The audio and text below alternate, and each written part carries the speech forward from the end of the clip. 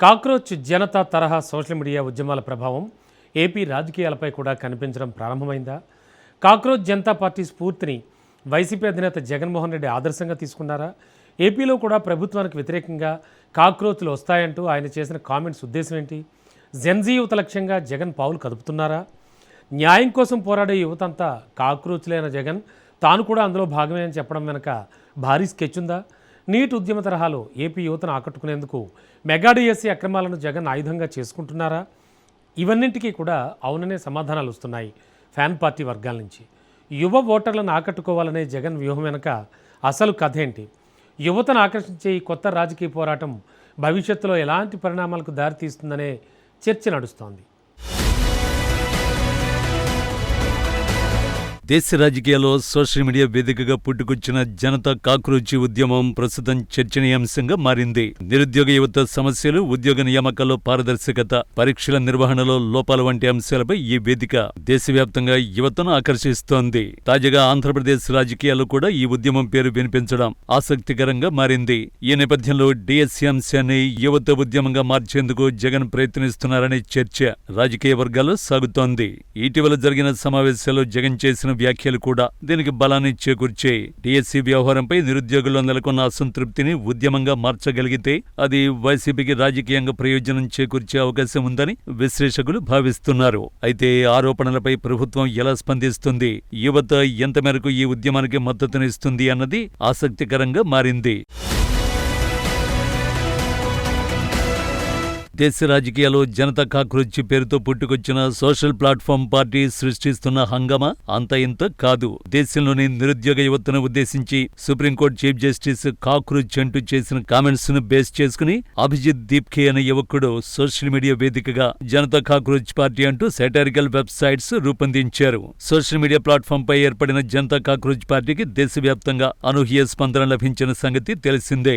దీంతో ఇటీవల NEET exam paper leak కి వ్యతిరేకంగా ఢిల్లీ వేదిక కేంద్ర విద్యాశాఖ మంత్రి రాజీనామా కోసం జనతా కాక్రోచ్ ఆధ్వర్యంలో నిరసన జరిగింది. ఈ నిరసన కార్యక్రమానికి భారీగా యువత తరలివచ్చారు. ఇదిలా ఉంటే ఏపీలో జనతా కాక్రోచ్ పార్టీపై వైసీపీ అధినేత జగన్ మొదటిసారి చేసిన కామెంట్స్ ఇప్పుడు రాష్ట్ర రాజకీయాల్లో హాట్ టాపిక్ గా మారాయి. ఏపీలో టీడీపీ కూటమి అధికారానికి వచ్చిన తర్వాత మెగా డిఎస్సీ పేరుతో 16,000కు పైగా టీచర్ పోస్టులను భర్తీ చేసింది. అయితే ఈ ఉద్యోగాల భర్తీ వెనుక పెద్ద ఎత్తున అక్రమాలు జరిగాయంటూ వైసీపీ ఆరోపిస్తోంది. టీచర్ ఉద్యోగ అవకాశాలు కోల్పోయిన డిఎస్సీ అభ్యర్థులతో కలిసి వైసీపీ అధినేత ప్రభుత్వంపై పోరాటాన్ని కొనసాగిస్తున్నారు. ఇటీవల కేంద్ర ప్రభుత్వం నిర్వహించిన నీట్ పరీక్ష పేపర్ లీక్ కంటే మెగా డిఎస్సీ అక్రమాలే పెద్దవని వైసీపీ అధినేత జగన్ చెబుతున్నారు. నీట్ పేపర్ లీక్ పై ఇప్పటికే జనతా కాక్రోచ్ ఆధ్వర్యంలో నిరసన కార్యక్రమాలు జరిగాయి. దీంతో డిఎస్సీలో అక్రమాలపై కూడా జనతా కాక్రోచ్ తరహాలో వైసీపీ పోరాటానికి సిద్ధమవుతుంది అనే సంకేతాలిచ్చారు ఆ పార్టీ అధినేత జగన్. జనతా కాక్రోచ్ పార్టీలో ప్రధాన భూమిక పోషిస్తున్న వారంతా యువతే. అలాగే ఏపీ రాజకీయాల్లో కూడా యువత పాత్ర చాలా కీలకం. రాష్ట్ర రాజకీయాల్లో పార్టీల గెలుపు ఓటములను నిర్ణయించే స్థాయిలో యువత రాజకీయ పాత్ర పోషిస్తుంది. దీంతో యువతను ఆకట్టుకునే దిశగా జగన్ ఇప్పటి నుంచే ప్రయత్నాలు మొదలుపెట్టారు. అందులో భాగంగా మెగా డిఎస్సీలో జరిగిన అక్రమాలను తనకు ఆయుధాలుగా మలుచుకునే పనిలో ఉన్నారు వైసీపీ అధినేత. ప్రభుత్వం తప్పులు చేస్తే ప్రశ్నించే హక్కు అందరికీ ఉంటుందన్న వైసీపీ అధినేత జెన్జీ అందులో ఒక భాగమేనని చెప్పుకొచ్చారు. యువత ఆకాంక్షలు నిర్దాక్షిణ్యంగా నిలిపేస్తే కోట్ల మంది కాక్రోచ్ లాగా బయటకొస్తారని, అందులో జగన్ కూడా ఒకడవుతాడని అన్నారు. ఏపీలో యువతకు రాజకీయాలను ప్రభావితం చేయగల శక్తి ఉందని జగన్ భావిస్తున్నారట.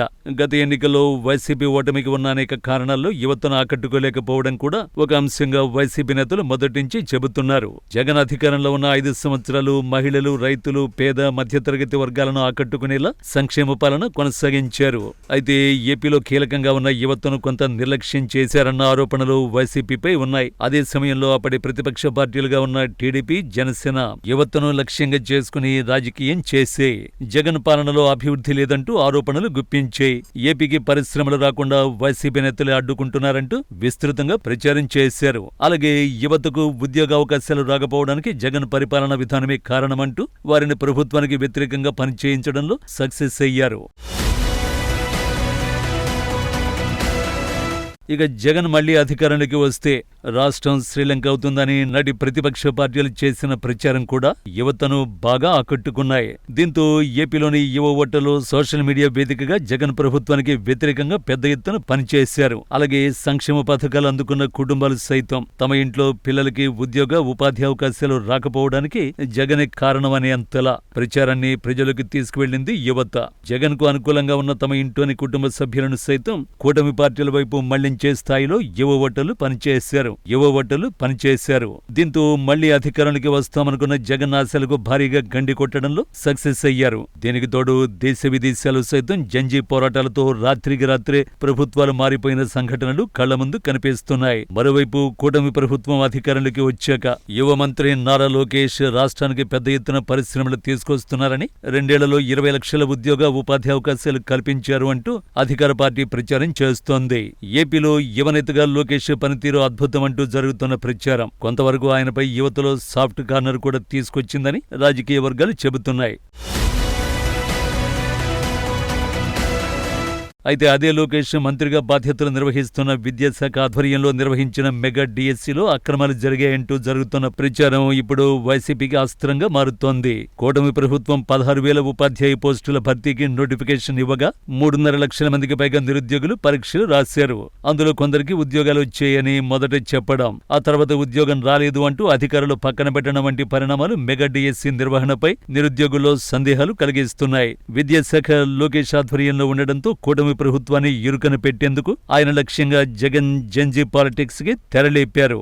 వైసీపీ మొదలుపెట్టిన కాక్రోచ్ తరహా ఉద్యమం రానున్న రోజుల్లో ఆ పార్టీకి ఎంతవరకు కలిసొస్తుందో వేచి చూడాలి.